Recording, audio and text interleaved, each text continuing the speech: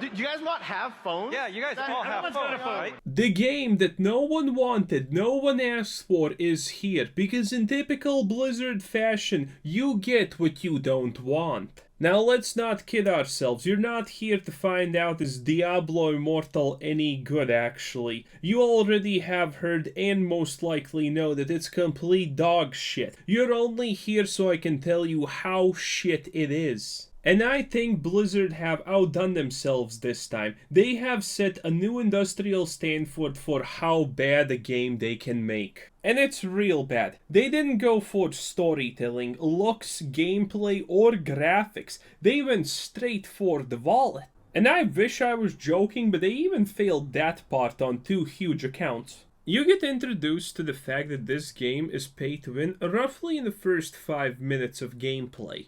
And this is by far the biggest failure they pull. They introduce you to the shop extremely quickly, but the problem is, you have no idea what anything in the shop does or why it's even there. You just get swarmed with 400%, 800% efficiency offers. Things that make absolutely no sense unless you're clicking blindly. Almost any interface in the game leads you to opening the shop, but nothing you see in the shop makes any sense. Some of the things you can buy get introduced half an hour into the gameplay only, and by that point, you have already deemed them on a subconscious level to be useless to buy because they have not been granted a purpose. Second of all, why buy power if the game doesn't give you a reason to buy said power?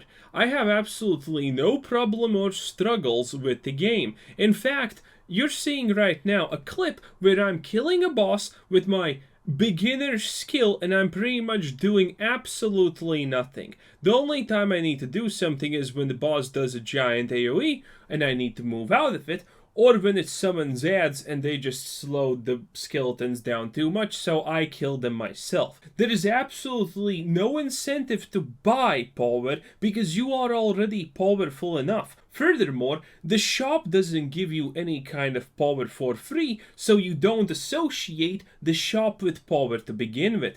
The first big thing that's given you that increases your power tremendously is your first legendary gem, which you get from killing a boss that could be AFK'd by a broomstick. Absolutely everything in the interface and on screen has been designed to push you to open the shop menu. Your daily login rewards are in the shop menu. When you are just playing and not thinking about the shop, most likely on the left side of the screen, you're gonna see a red exclamation dot, which you click and it takes you to the shop. You're gonna see a bunch of things that look free, that look just attainable in some kind of interface, and you click on them, and surprise, surprise, you have been taken to the shop to buy some power. All of their things are extremely cheap, because when a company gets you to spend that first 1 cent, you are hook, line, and sinker in. So obviously, the 800% efficiency purchase